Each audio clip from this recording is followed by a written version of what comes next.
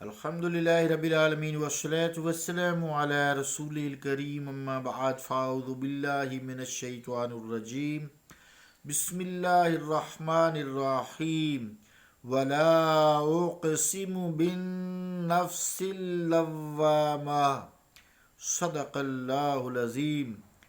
عزیزان گرامی قدر، السلام علیکم ورحمۃ اللہ وبرکاتہ۔ آیت کریمہ کا ترجمہ یوں ہے: اور میں قسم کھاتا ہوں نفس لوامہ کی، اللہ کا قول سچا ہے جو بڑی ہی عظمت والا ہے۔ عزیزان گرامی قدر، اس سے پہلے جو گفتگو ہوئی اس میں نفس لوامہ کی میں نے تشریح تھوڑی سی کی تھی۔ آئیے اب نفس لوامہ کا جو حامل انسان ہے، جس کا نفس لوامہ متحرک ہے، اس کے اندر کیا کیا خصلتیں تخلیق پاتی ہیں اور اس کا رجحان کیا ہوتا ہے، اس کی منشا کیا ہوتی ہے، اس کی خواہشات کیا ہوتی ہیں، اس کی چاہت کیا ہوتی ہے، اس کا دل کس طرف راغب ہوتا ہے۔ تو عزیزان گرامی قدر، جس شخص نے اللہ تعالیٰ کے ذکر سے، جو اس کا ذکر یا اللہ ہے، جب یہ پکارتا ہے تو اس کے دل میں اللہ تعالیٰ تبدیلی پیدا کرتا ہے، اس کے اندر ایک علم کا نور تخلیق کر دیتا ہے جو اس میں حلال کی طرف رغبت پیدا کرتا ہے۔ اس کی کوشش یہی ہوتی ہے میں حلال طریقے سے کماؤں، حلال کھاؤں، جن چیزوں کو اللہ تعالیٰ نے منع کیا ہے اس سے میں منع ہو جاؤں، اور جس طرف اس نے کہا ہے کہ ان کو تمہارے لیے حلال اور پاکیزہ ہے میں اس کی طرف رجوع کروں۔ تو حلال کی طرف رغبت انسان کی ہو جاتی ہے۔ پھر اللہ تعالیٰ خود رہنمائی فرماتا ہے، جیسے سود حرام ہے، اس کو کہتا ہے یہ حرام ہے، میں نے نہیں کھانا۔ اسی طرح رشوت کی کمائی، دھوکہ دہی کی کمائی، مراد یہ وہ حلال اور پاکیزہ چیزوں کی طرف رجحان رکھتا ہے، یہ ایک اس میں صفت پیدا ہو جاتی، خاص صفت ہے۔ پھر اللہ تعالیٰ اس کی رہنمائی فرماتے ہیں نا۔ اب لوگوں سے ایک مثال دوں، پوچھیں سود، وہ کہتے ہیں یہ تو منافع ہے، یہ تو پی ایل ایس اکاؤنٹ ہے، یہ تو ہمارے بڑھاپے کی کمائی ہے، جی سیونگ سرٹیفکیٹس ہیں، یہ ہم نے بچت اسکیموں میں لگائے ہوئے ہیں۔ تو اللہ تعالیٰ کی سمجھ نہیں نہ ہوتی، اگر انہیں سمجھ آ جائے تو یہ بات نہ کریں، وَلَا تَأْكُلُوا الرِّبَا میں آ جائیں گے کہ وہ ربا نہ کھائیں۔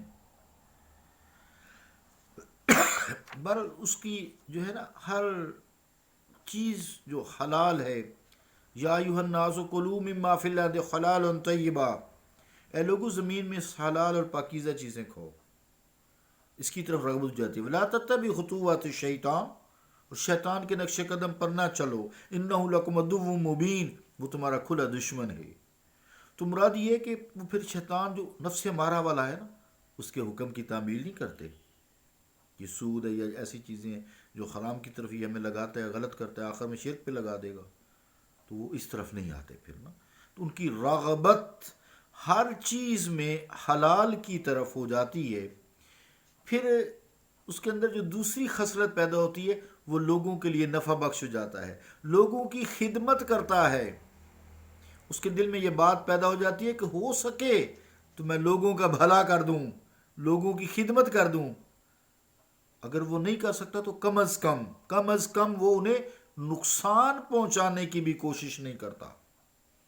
یہ اس کی خاص ایک صفت ہو جاتی ہے۔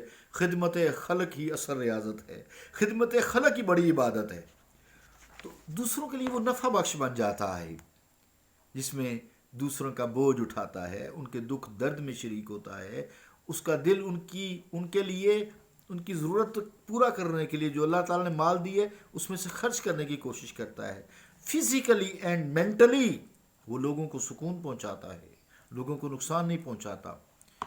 پھر وہ لغویات سے گریز کرتا ہے، گریزاں ہو جاتا ہے بیہودہ باتوں، فوش باتوں سے۔ آپ جانتے ہی ہیں جو میڈیا پہ سسٹم، خاص طور سے میسنجر پہ میں نے اسی لیے اب بند کر دیا ہے، جو خاص طور سے میسنجر پہ جو کام ہوتا ہے نا، وہ ان سے کم از کم باز آ جاتا ہے۔ کیا کریں آپ، میڈیا کا دور ہے، سائنس ترقی کر گئی ہے لیکن جہالت میں اضافہ ہو گیا ہے۔ ہر فیلڈ میں آپ دیکھ سکتے ہیں. تو بہرحال بات لمبی ہو جائے گی. تو جو فوش کلامی، فوش گوئی، لغویات، کھیل کود جس میں اللہ تعالیٰ سے انسان دور ہو جاتا ہے، فضول وقت ضائع نہیں کرتا، لغویات کی طرف لاو الحدیث اسے کہتے ہیں قرآن کریم میں، اس کی طرف جو ہے اس کا رجحان نہیں رہتا، یہ اس کے خلاف چلتا ہے، مراد اس کی طرف نہیں جاتا، اس سے ڈرتا رہتا ہے. پھر تیسری چیز جو اس میں خصلت پیدا ہوتی ہے وہ اخلاق ہے.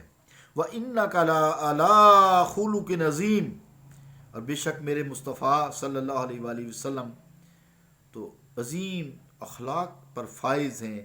تو اخلاق کی 360 شکلیں ہوتی ہیں. جہاں پہ ایک حدیث بیان کروں گا، آپ صلی اللہ علیہ وآلہ وسلم جب اس کی تشریح فرما رہے تھے تو فرمایا کہ حسن خلق کی 360 قسمیں ہیں.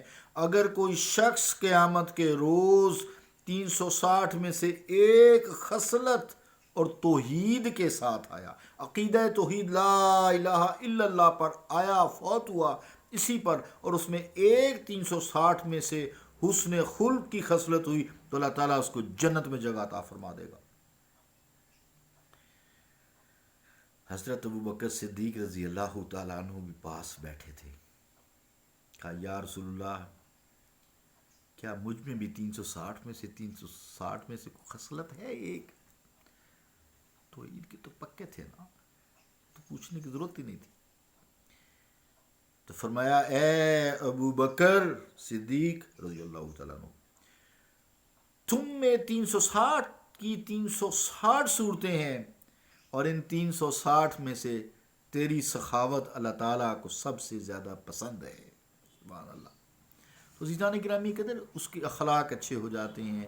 اس کے ساتھ ساتھ یہ بھی معلوم ہونا چاہیے کہ جب انسان اس درجہ کو بلند ہونے کے باوجود جو نفس لوامہ میں بعض اوقات، جیسے میں نے کہا نفس لوامہ کے پیچھے جو ہم نے نفس مارا پڑا، انسان مکمل طور سے گناہوں سے نہیں بچ سکتا. گناہ ہو جاتے ہیں تو نفس لوامہ جو ہے متحرک ہو جاتا ہے، کچھ ناپسندیدہ صفات رہتی ہیں انسان میں، وہ خود کم از کم اس کو احساس ضرور ہو جاتا ہے کہ یار یہ چیز ٹھیک نہیں ہے. اس کے لیے سر توڑ کوشش کرتا ہے کہ یار یہ مجھ سے یہ خصلت زائل ہو جائے، ختم ہو جائے، یہ ضروری ہے. چنانچہ اس کی صفات میں سے کم از کم یہ مکر و فریب غائب ہو جاتا ہے. حرص و ہوا، حسد، لالچ، بغض، کینہ، غفلت، کبر، یہ ختم ہو جاتا ہے. خود بینی اور خود پسندی ختم ہو جاتی ہے. تکبر سے جان چھوٹ جاتی ہے. ہر بات پہ جو اعتراض کرتا ہے وہ سسٹم ختم ہو جاتا ہے. عزیزان کرامی قدر، اس کی جو نفسانی خواہشات ہیں جس سے اس کا نفس خوش ہوتا ہے وہ کافی حد تک ختم ہو جاتی ہیں. جو کچھ رہ جاتی ہیں نفس لوامہ انہیں رگڑ کے، انہیں ملامت کر کے آخرکار اللہ تعالیٰ اس پہ فضل کر دیتا ہے، اور کافی حد تک وہ ایک پائے کا کریکٹریبل انسان بن جاتا ہے.